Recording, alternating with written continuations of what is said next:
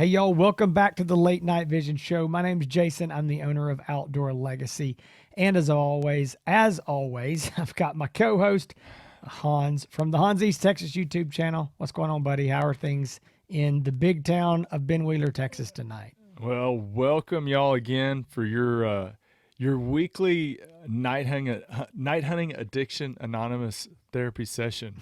Uh, I am your co-counselor. Jason is your other co-counselor here at Thermal Therapy Hour. And if you're a backslider, this is not the show to watch. So if you're trying to get out of night, I don't know, I can't say it, night hunting, do not watch the show. Oh but my if you are gosh. way into it and you want to stay way into it, then it's funny. Jason had lots of people when they call talk about how I've gotten them in trouble and how our show gets them in trouble, and just from all the, not just from them watching it and having their spouse have to hear it in the background, but all the stuff that they buy. And I kind of feel like we are counselors of a huge therapy session at times. It's true. I've told some guys jokingly on the phone, I said, this year I'll have been married in just a few months for, I think, 23 years, 23 or 24, I don't remember.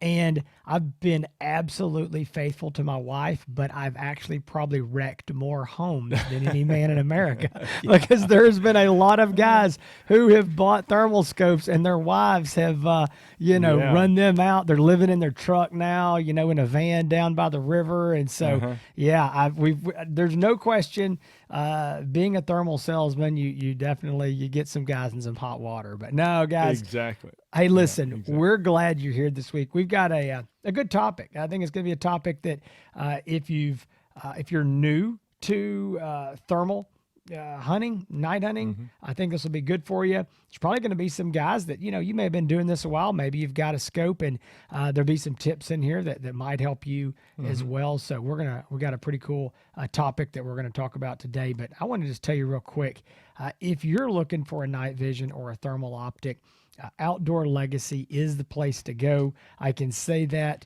and with unashamedly, I can say that because that is what Hans and I do for a living. Is we sell night vision and thermal optics, and we absolutely love what we do. And we would love to help you find the right optic that will fit your needs, your hunting conditions, the style of rifle that you've got, the yardages you're going to be shooting, the terrain, the weather. That's what we do. And we believe it's what sets us apart from a lot of the other places that you could go out and buy night vision or thermal. We want to give you that one-on-one support and help you find the right optic for you. And then if you have questions just like this, maybe it's zeroing it, maybe it's setting it up, maybe it's how do I do something on it? We want to help you in the future with that optic. So you can call us if you're looking to buy a scope and you would like to do business with Hans and I. We would love to have your business. And you can call us at 877-350-1818. You can go to the website, outdoorlegacygear.com. That's Gear, gear, outdoorlegacygear.com. You can go look around. We've got some stuff, you can sort by price. Here's the thing. Go to the website, look at it. You'll see a lot of cool optics. Some guys do a pretty good job of kind of narrowing it down what they want. A lot of other guys look and they go, man, I'm more confused than ever. And that's okay. That's all right. If you've looked at the website, you may say, hey, this kind of caught my eye. I don't know if it's what I need, but that's fine. We're glad to help, and we can start at, literally the building block A, and you don't know where to go, or you may have a pretty good idea and have it down to one or two scopes, but anywhere in between, we're glad to help. Again, 877-350-1818. Hans and I would love to have your business and love to talk to you and help you.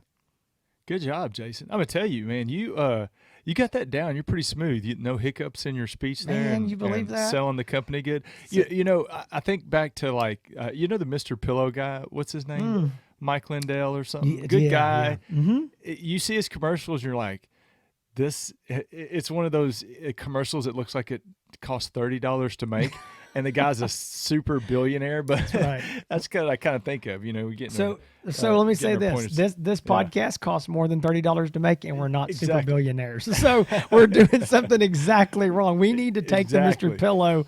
We need to take exactly. a page out of his playbook because we've got it opposite. So yeah. Exactly. Well, so we are going to be talking about, when we were talking about show topics and having our meetings and unofficial meetings and all that, we're like, man, we're coming up on 250 episodes. Not quite there yet, but we're coming up on it very quickly. And we have a topic that's probably one of the most basic topics to talk about, and we've never really dedicated a whole show to it. And what we're going to be talking about is really how to zero your thermal scope and the best practices to do so. So we've got a list of really frequently asked questions. People call in all the time. And, when guys say, I've got a stupid question for you, they're never a stupid question because this can be confusing. I remember, Jason, going back to before I had a thermal scope and, when this stuff was really, really brand new and wondering how the heck how do you zero? I mean, it's a digital scope. It's only for nighttime. How are you supposed to zero it? There's a lot of questions surrounding it. So really we're going to go from the very basic, maybe up to some of the intermediate, and maybe, stretching into some advanced lessons here with thermal optics. But if you have a thermal and you're like, man, I don't need to watch this, I know exactly what I'm doing. Well, you might be true. You may know exactly what you're doing, but you might learn a little something. So I'd stick around just to see, because I'd hate for you to miss out a secret. Now, Hey. before we jump in, yeah. Oh, no. I was just going to say one quick thing about the show. Yeah. So there's probably some guys watching and go, y'all aren't ever talking about the night vision guys. Well, here's the thing. Right now, every digital night vision optic that is currently a current model on the market has a daytime full color mode and a nighttime mode. And so if you've got a night vision scope, I'm going to give you just a couple tidbits here. You can still listen to this show. We're going to give some instructions throughout here that are going to be telling you, everything. Hans is fixing to talk about some stuff with mounting. We're going to talk about actually, how you're moving your reticle around and some things that will still help you. Now, some of the things that are definitely going to be for more, geared for thermal guys that, a thermal scope, when you look at it in the daytime, it looks just like it does at night, a black and white image. You don't get that full color like you can on a night vision scope. So I don't want the night vision guys to feel completely left out. There are some tidbits in here that are going to, be for you as well. But I will say that a night vision scope does not pose all of the challenges in zeroing that a thermal does, since you can flip it over to a full color video mode. So I just wanted to bring that up, that there is some stuff here for night vision guys as well. Exactly. Well, before we jump into the exact instructions on best practices for zeroing, I want to plug, shameless plug, a video that I just released a few days ago on my YouTube channel, Hans ETX.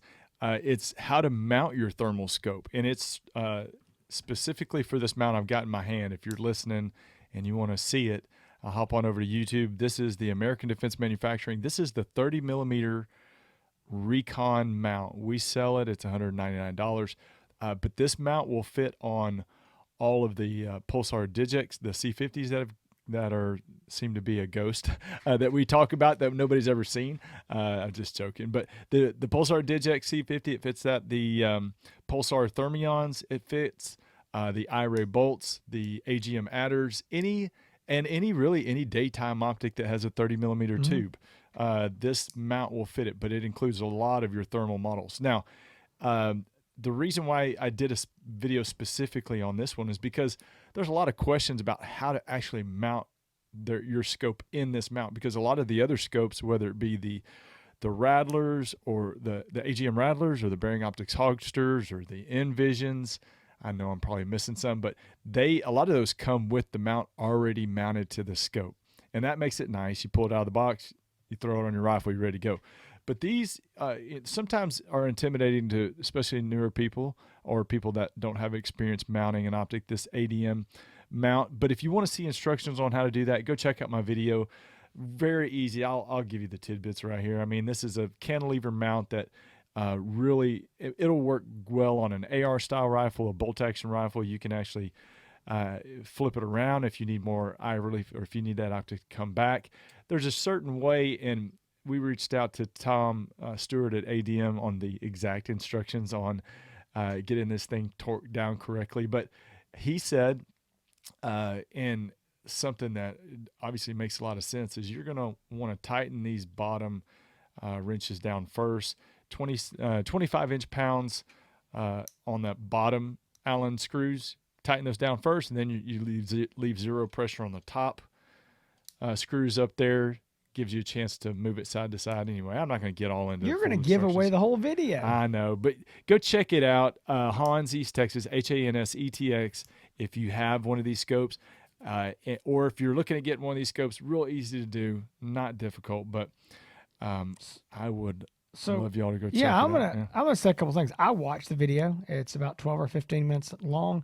I watched the entire video myself. I wanted to see what he had to say. And tell you what, it's really good. I jokingly told him, I'm going to say this to you too. If you get done watching that video and you do not know how many inch pounds that ADM mount needs, or you don't know what optics it will work for, then you need to go back and rewatch it, because he tells you about 5 or 10 times. But I know. And during the video, I think I said something like, I feel like I'm repeating this a lot. You did. He said it a lot. I kept going over and over in the way that editing the videos. So I would clip it and then film a part and then clip it. And then on every clip, I said the inch pounds of torque on it. And I was like, oh, man, I know I'm saying this a lot. It's a good video. The only other thing I'm going to bring up is this is a possibility just because somebody's going to call us out on it. He mentioned the price on that American Defense Recon mount is $199. That is true as of the filming of this, but I think, unfortunately, there's some large price increases coming down the road. Not from us, but it's getting filtered down. American Defense didn't have price increases last year. They just kind of held the line, and I don't think they could hold it anymore. I think with the price of raw materials and stuff going up. So anyway, maybe some pretty decent size price increases coming on that mount, but it's a fantastic mount. It's going to be worth every penny of whatever it costs. So let's jump into this. Hans is right. Go to Hans ETX, HANS ETX on YouTube. You can find that video on how to mount your thermal rifle scope in that mount, and it is very good. So go watch that. Now, first question. This is something that Hans and I get asked a lot, and it's from new thermal, scope buyers, and it's a good question. It's understandable, and it is: can I zero my scope during the daytime? And a lot of guys go, "That's a stupid question." Well, it's not a stupid question because you don't know the answer to it. Yeah. And I'll tell you where that stems from. It stems from the traditional tube-based night vision optics, Gen 1, Gen 2, Gen 3. Those optics, you cannot turn it on and open the lens cap in broad daylight without either burning the tube up, or, a lot of them now are auto-gated, so it automatically shuts it off. You would damage that optic in full daylight with the lens cap off trying to use it. So it's understandable that people would ask, can I do this with a thermal scope? And the question is, yes, you absolutely can zero it in the daytime with no problems at all. There's no special precautions to take. Just take this lens cap off, turn it on, and go for it. I go as far as to say I have never zeroed a thermal scope at night. So I was about to say, I think a better question is, can you zero these things at night? Because I wouldn't do very good at it at night, I can tell you. Right. No, not at all. So in the daytime, absolutely no problem. I would love to expand right here and go, and here's how you do it. We're gonna go through these other questions here, but just to answer that, yes, during the daytime, it's not just can you should. Yeah. I would not go out at night and try to do it. It's going to be very, very difficult. Just because you can't see your target with your naked eyes. I mean, it's going to be harder. And I'll add something to this part with the daytime and sighting it in there during the day. Well, I will say it helps, and you can't always control this, and depending on your range and how it's set up. But for me, and Jason, you might be different, but for me, it works better when the sun is behind you. 110%. Yeah. If some people are shooting under a covered, whatever. But if the sun is shining on your target, that helps a lot better, and it's going to help better for the reasons I'm going to share with you when we talk about targets. Yeah, and I'll just say one more thing. I mean, Yeah. you're right, and it's for the same reasons it's hard during the day with a daytime optic. And the way my setup is, my bench is actually covered under the edge of my awning there on my barn, and I'm looking down at my target. And a lot of times I get this sun that it's not directly behind the target, but it's over here to my right, and it is just shining in. I got to like take my hat and try to keep the sun out of my eyes. So, I mean, that's true for a daytime scope as well, but I agree that the sun behind you is obviously best, but if my setup's not that way, so you just deal with what you got to deal with. Deal with what you have to deal with. It's better if you're not pointing it in the direction of the sun for that reason. But I remember thinking that because there's be times where I'm like, man, the target just looks terrible. I can't really see my bullseye really that well. And then I started figuring out, I'm like, okay, it looks good when the sun is behind you. The sun's, hitting that target and heating it up. So yeah, sun behind you definitely will help out, but absolutely 100% during the day. Again, can you even sight these things in at night? Because Jason and I do not do it. I know you can, but we've never done it. So the next thing is targets, and that's probably the number one question that I get, Jason, when people are buying a thermal is, what kind of target do you use? Because this is basically a digital camera that senses heat and sensitivity to heat. So what can you use? There's a lot of different things, Jason. You and I have heard some crazy things over the years. A lot of people will heat up or just put hot water in a Coke bottle or a milk container, milk jug or something, and use that as a target. Hot hands. A lot of people will use those hot hands that put off a lot of heat, or the hot toes or whatever. I'll tell you what I use, and it's probably about as basic as you can get. I get a cardboard box, just like you would set up a normal target, but I get a cardboard box. And this right here in my hand, this is a piece of tinfoil tape. And I usually, maybe 1.5 inches or 2 inches by 2 inches that I put on the cardboard box. And that's why it really helps if the sun is behind you, because that sun will reflect off of the cardboard and off of this tinfoil tape. And that tinfoil will show up really good in your thermal scope. But that tinfoil tape has enough heat difference away from that cardboard that it will show up very well. What I like about it, and the reason why I don't really like the hot hands, is the hot hands to me puts off too much heat. See, the tinfoil tape isn't putting off a lot of heat compared to a hot hands. And the hot hands puts out so much heat, it seems to have like a thermal bloom around the actual bullseye. So it makes the bullseye, to me, seem really bigger than it really is. So I prefer the tinfoil. With a cardboard box, there's a lot of other targets that you can set up and use. I mean, you name it. You probably have heard of some more, Jason. People are they'll use a metal washer and heat it up, with a lighter or something. There's there's a lot of different things you can use, but cardboard box and tinfoil tape is all I'm using. So I mean, it's so basically what Hans is, and I just want to take this one step further for the guy who doesn't understand exactly what we're saying. So let's just say you've got this piece of paper, unless I'm holding this up and now you don't see me, which probably pleases a lot of people. So let's say that this is your target. This is let's just say that's a normal grid target that you would use to sight in your daytime scope. And you go, put that up on your cardboard or your plywood. What you run into is your scope will see that piece of paper. But it's just going to see that piece of paper, because that piece of paper is going to have a little bit of a different, temperature than the cardboard or the plywood. Now, if you leave it down there long enough and it sits out there in the sun, it may actually blend in so much that you can't even see the piece of paper. But what you're not going to see is the little orange bullseye or the grid. You can't see that because it doesn't have a different temperature.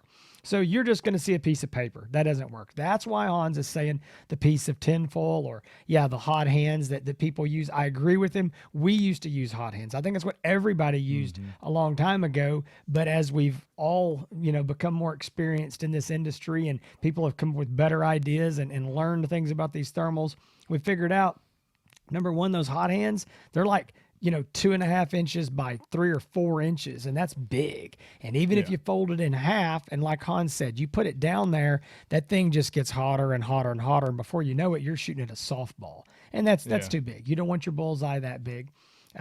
Second thing is, you normally need a bullseye unless you have something really hot. You need a bullseye like Hans is talking about, maybe an inch and a half by an inch and a half, maybe 2 inches by two. The further out you go, the bigger you'll want that bullseye. We're going to talk about that here in just a minute on some ranges. But I know guys that use a cigarette, or they use these little I've never like incense sticks. I guess. I mean, I don't know. I guess I don't know. It's what I've heard guys That's really say. small. Wow. Really small, but I don't know. Yeah. Guys say they light that thing, and they will point it even like towards them, and they can see. I don't know, but anyway, there's a lot of different things that you can use. One thing that I like about the tinfoil, he's talking about what I'm guessing that he's got there that I really like. It's true HVAC duct tape. Now, I'm not talking about the duct tape that saves the world. I'm just talking about true aluminum Right. metal duct tape. And that's the stuff that it's self-adhesive, on the back, you pull it off. That's great.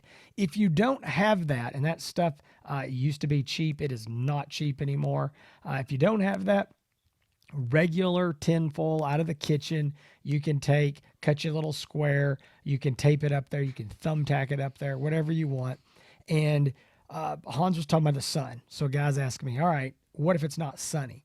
Well, that tinfoil, and let me tell you why this works. Because, I mean, again, Hans didn't quite get into this, which is fine. I just want to explain it. People go, why does the tinfoil work? It's not hot. It is reflecting the heat from the sun or from the sky. So the thermal not only reads that actual temperature, it actually will read the temperature from a reflection. The same reason that you can look at a pond, and just like in the daytime, you can see the reflection of the trees or whatever is around it. It will do the same thing. The thermal will look at that pond at night and see that reflection because it's seeing that heat being projected in that reflection. So I know I'm getting on a rabbit trail, but what you can do is you can take that target and you can lean it back some on an overcast day, and that sky, even though it's overcast, still has a lot of heat in it, and that foil will glow. If it doesn't, let's just say you go, man, I just can't see this. All right, take that foil and fold it over 3 or 4 thicknesses. All right, get it, the same size, the same, little square, but several thicknesses. Again, thumbtack it on there, go down there with your charcoal lighter, hold that lighter on it. And I'm not talking about getting it cherry red. Just hold the lighter on it for 60 seconds. That tinfoil is going to hold that heat, and you're going to be able to go back and see that thing glowing. So that's another way to do it. A lot of good options there. There's a lot of creative ways, that guys think of things that we would have never thought of. So figure out whatever works for you. But I'm with Hans. That tape, that foil tape is fantastic. If you don't have that piece of tinfoil, you can do the same thing. Now, I'm going to move on to the next one here, and I'm going to tie this in to talking about the yardages that you want to do this at. So number one, here, this is a Coke bottle, little plastic cap. All right. You know how big this is. If you were at 25 yards, you could have a piece of foil that's that big and probably do okay. But when you move to 50 yards, here's my little AirPod case. You're probably going to want something closer to this size. When you move back to 100 yards, you're probably going to have to get it even a little bit bigger. Now, it doesn't have to be big as a baseball, but 100 yards is a long ways. Hans and our advice is to start at either 25 or 50 yards. If in a perfect world, if you really are brand new to this and you're a little bit nervous about this, 25 yards is the best. It's going to get you on the paper.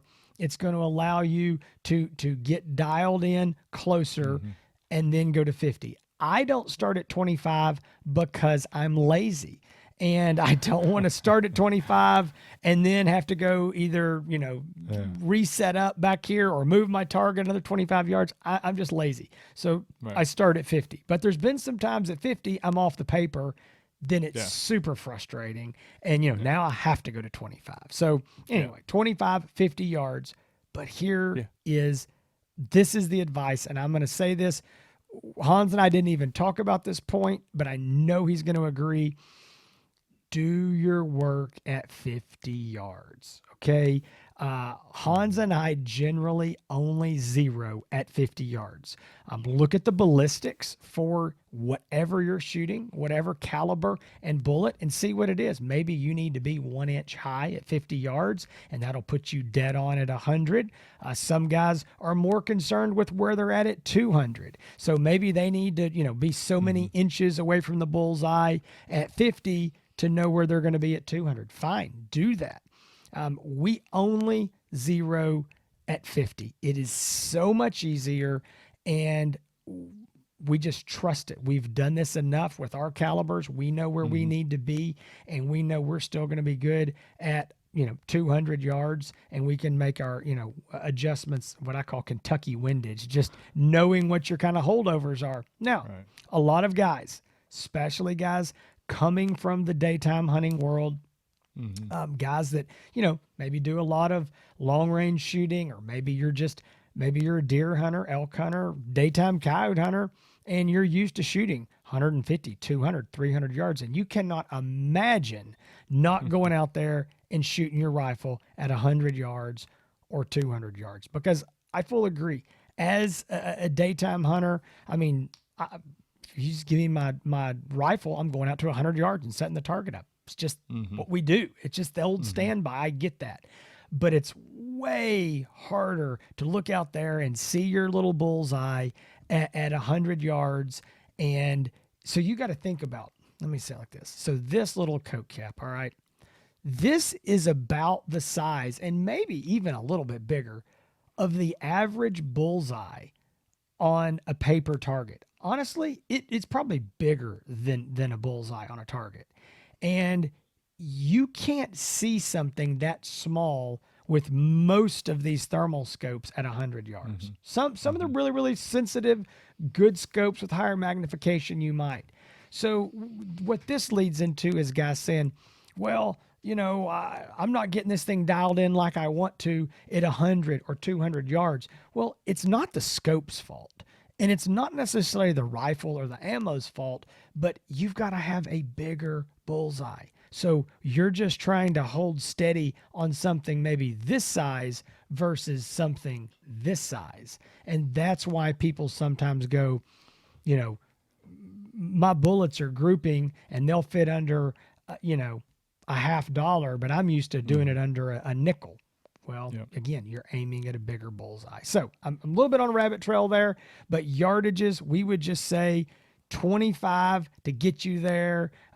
50, I would do all my work at 50. And if you're like, I can't do this, guys, I got to go to 100, that's fine. Get it dialed in right where you want. And I don't mean within 2 or 3 inches. I mean, dial that in for 50. Right. Then go to 100, and hopefully all you're going to have to do is make a minor adjustment or two if you want to go that far. But I am fully comfortable. If I know what the ballistics are, if I know what the chart says I need to be, I'm fine with whatever it is. 1 inch high at 50, 1 inch low, whatever the ballistics are, I'm fine with going there and calling it good for 100 yards. So hope that helps a little bit. If this show was going to cause a firestorm in the comments, it was going to be on this point right here on the yardages. That's why you gave it to me. There's guys that are like, this is insane. I've got to sight in all my rifles at 200 yards. Jason's exactly right. It's just too hard. We sight in all of our rifles at 50 yards. I mean, for what we're shooting, I don't ever take a shot longer than 200 yards. Most of my shooting's done at 100 yards.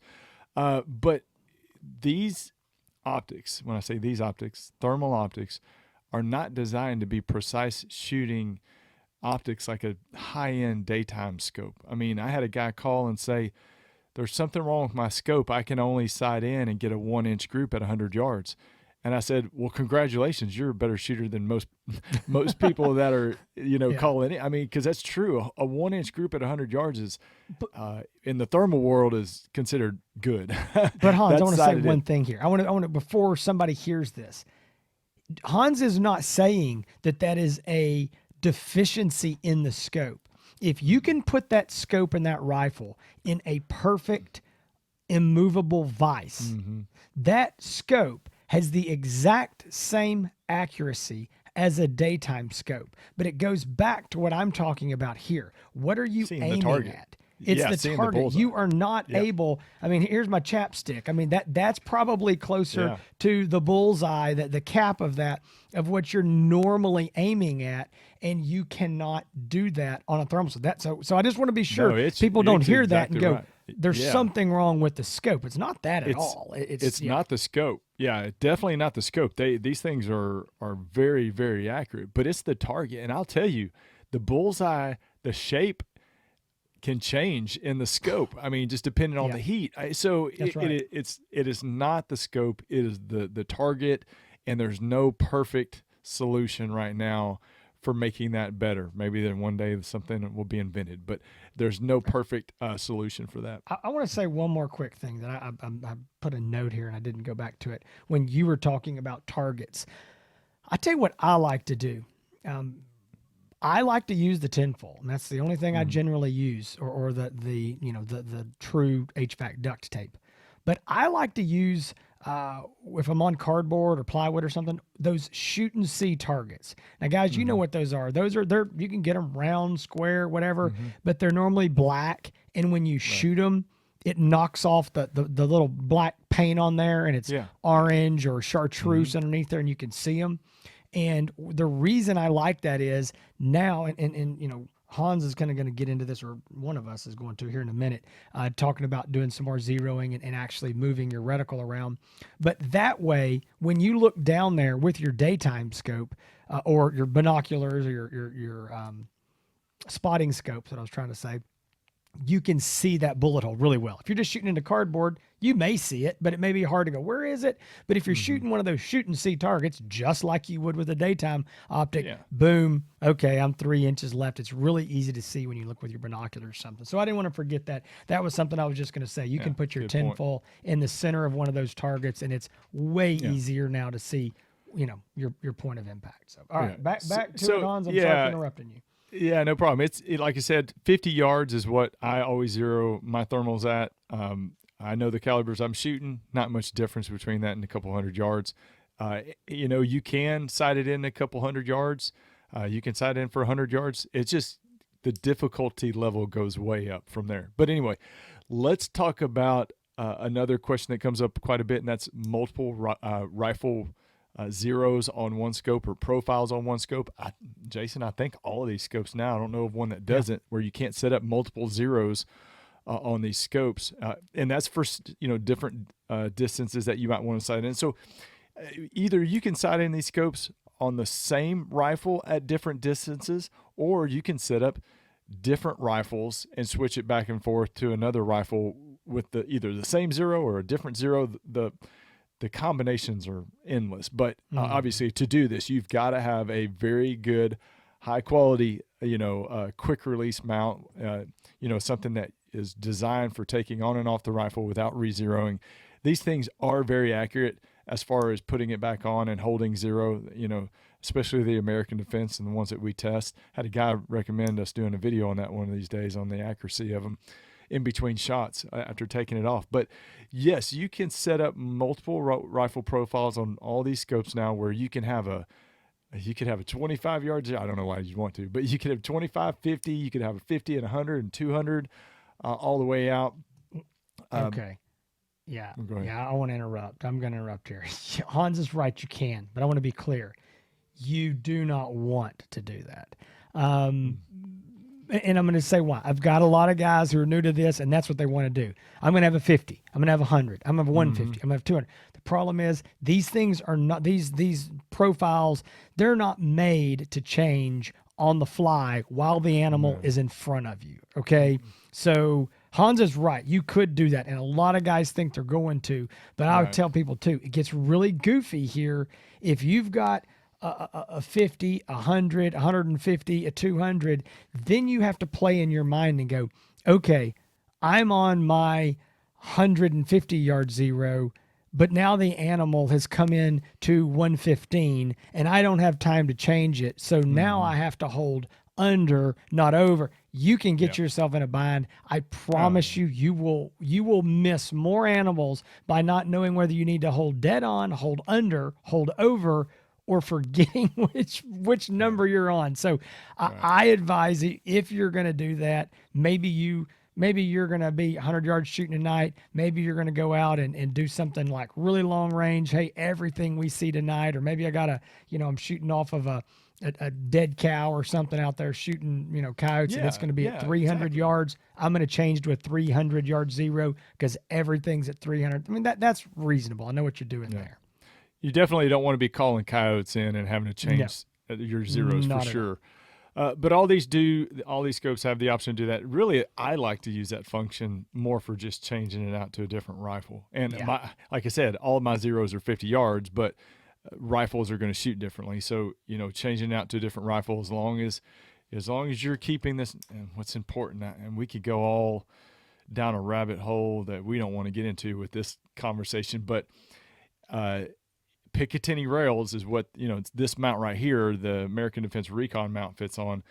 Picatinny rails are supposed to be mil spec, but they're not always the same size, and these are going to hold zero as long as you're not adjusting the tension on them every time you switch them to a different rifle. So keep that in mind. And I don't want to get off into that topic, but you can switch them to different rifles. You just don't want to play with that tension. If you are going to, that's what a Yeah, can of worms that Hans is. just took my next point. He forgot that we Okay, I didn't added know an that. extra point. Yeah, that was my Uh, he wasn't paying attention during the pre-show when I was going to talk about the return to zero. But mm, he's right. I've got a little. This is an American Defense mount. This is for an IRA Rico. That's exactly what I was going to talk about. Is again, I don't want to go down that long no, rabbit go hole ahead. either. This But is your basically, your you can move chance. this between rifles as long as you are able to do so and not having to monkey with the tension on this mount. Hmm. Guys say, do they hold zero if I take it off and put it back on? The answer to that is you get a quality mount like this American Defense mount, 100% it returns to zero. You have got to put it in the exact same Picatinny slot you took it out of. And I think Hans used the words, it's exactly the words I use. Do not monkey with the tension on the mount. I'm not talking about open it and close it. That's fine. I'm talking about adjusting the tension so that it grips one rail tighter or it's too loose or it's too whatever. You cannot change that. But as long Yeah. as it fits snugly on each one, you're going to be good to go there. And I'm going to say this real quick. You did mention somebody asked about us doing a video. Guys, I will tell you this. We have done this over and over and over and over for years. Hmm. I promise you that if done properly, that these mounts, a good quality, I'm going to say American Defense, because these mounts are on almost every single thermal optic on the market today. I mean, the vast majority of them. These are high end mounts. They do Hmm. return to zero. And Right. if you don't believe me, I get it. I would say test it yourself. I tell guys, listen, you need to be confident in your setup. If you get this thing and I don't know, zero it, get it good, turn the scope off, take it off the rifle, sit there for however long makes you feel good, put it right back on there. And if you have these properly tensioned, I mean, this is a mechanical thing. It is going right back where it was before, and you'll be good to go. So, hey, we got to jump on with this because I know we're running out of time. One of the questions, and can get to be a big one, but is it zeroing a thermal scope or a night vision scope exactly the same as zeroing a daytime scope? And the answer is yes and no. My answer is no, because as a daytime hunter, when we're zeroing a scope, what are we doing? We're counting clicks. You're looking over there. Okay, a quarter inch is 1 click. I need to go 4 inches. That's 8 clicks. And then you got to take the penny and you got to tap it, and you got to make yourself feel good. Not like that. It's all done digitally. And my advice is to forget clicks. Forget Hmm. counting anything. What you want to do is this. And this is actually a pretty big topic, and I know we're like really getting out of time here, but it's important. So I'm gonna try to make this fast, but make it where you can understand it. So let's just say that this is your bullseye, And let's say that you shoot right over here. All right. And you can look down there with your binoculars and you say, all right, I'm 6 inches over here to the right. Got it. All right. So, and I don't know, it's left where I'm looking. I don't know if it's right to you. So we're going to say right. I think it's right to you. So you're over 6 inches to the right. What do I need to do? Well, what I advise is to go back to that scope, look through it, put your crosshairs right back here on the bullseye, right where you aimed the first time, and slowly start moving the crosshairs. And if you're holding that rifle rock steady, if it's in a vise, it's even better, a lead sled. But if not, you just hold it steady as you can, and you slowly start moving this reticle. And you're moving it over, and you can watch it move on the screen. So here's what I say. If you're 6 inches over here, move that thing about 4 inches, okay? Don't move it 5. Don't move it 6. Right. Move it less than you need to go. Save it, and when you do, it's going to readjust. All right, take a shot again. If you did it correctly, you're now going to see you're 1 or 2 inches off over here to the right, but you're close. You got way closer. Well, the reason I say not to go the full 6 inches is twofold.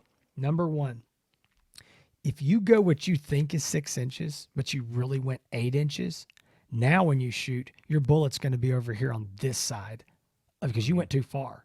Right. Now you're going to have no confidence, and you're going to start chasing your tail because you go, wait a minute, I was shooting right. Now I'm shooting left. And it messes with your mind because, again, zeroing these things is about confidence and knowing what you're doing. So if you shoot over here, you move it 4 inches, let's say, and you bring it into here. Now you go, I got this. I know what I'm doing. Bring that thing in a couple more inches. Shoot it again. Man, now you may just need to, just a little bump. Just bump it over. Get it dead on. That's the way. Bring it in. Now, here's the other trick. The other trick is because you cannot see this bullet hole over here to know exactly where to bring it in. And there are some thermal reflective targets or thermal, I don't know what they're even called. They're expensive. I'm not talking about those today. That's something on down the road, another discussion. But you can't see where, all right?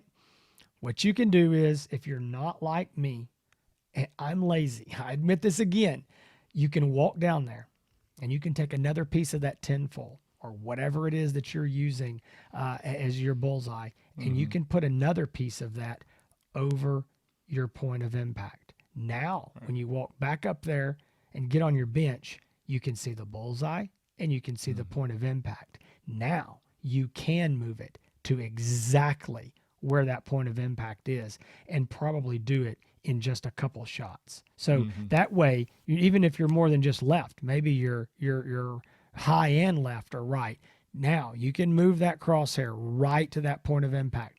The only thing it requires is for you to walk down there and put something over the bullet hole. And again, guys, I'm lazy. I've zeroed so many of these things. I'm going to move it over there close. I'm going to save it. I'm going to shoot. I'm going to go, yep, I'm getting it there. Bump it over a few more clicks, shoot again. I'm just going to work it in. And I feel like I can do that quicker than I can walk down there and walk back. But again, if you're not sure, if you got plenty of time, you want to get it right, that is a good way to do it. And so I guess the point that I'm making is, and I always try to stress this to guys that are new, take this idea of counting clicks and take all that, and for your first time especially, just throw that out the window and just start thinking this. I am chasing the point of the bullet impact with my reticle. If I shoot left, move my reticle left. If I shoot low, move my reticle low.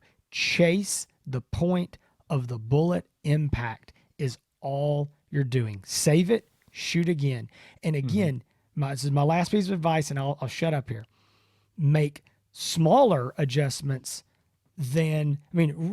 err on the side of going too little on the adjustment than going too much. Because again, if you go too much, now you're shooting on the other side of your bullseye, and it blows your confidence, and you just start, blowing ammo, not knowing what you're doing. So small incremental movements, you'll be good to go. I promise you, after you've zeroed a thermal scope 2 or 3 times and you kind of got the concept, It's easier and quicker than a daytime scope, and you're going to Oh, go, yeah. this is not hard at all. Yeah. It is. This seems hard because it's new to you.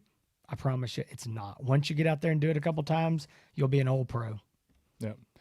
So don't let your confusion about zeroing a digital or thermal optic prevent you from buying one. That's the main thing. Is if you're looking to buy one, you got questions on what to buy, you need some advice, we're here for you.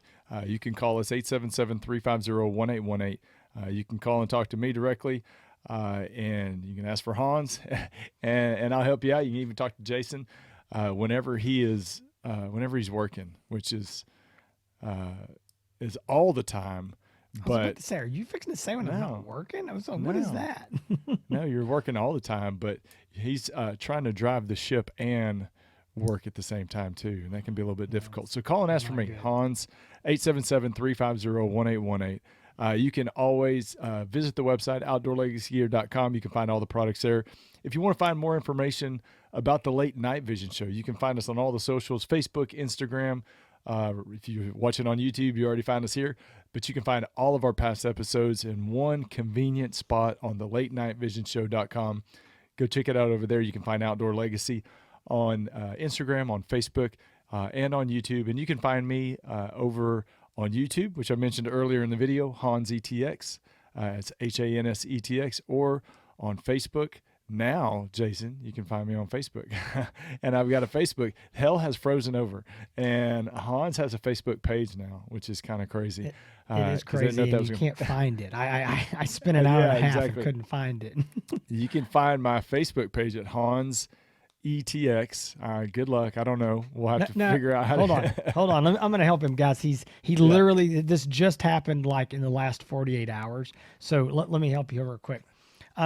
He's got a Facebook page. He's not talking about his personal account, which he just actually set up. He's not looking to use that. He's got a page Right. set up, and I really did have a lot of hard time finding it, I think, because it was so brand new Right. in the system. But it is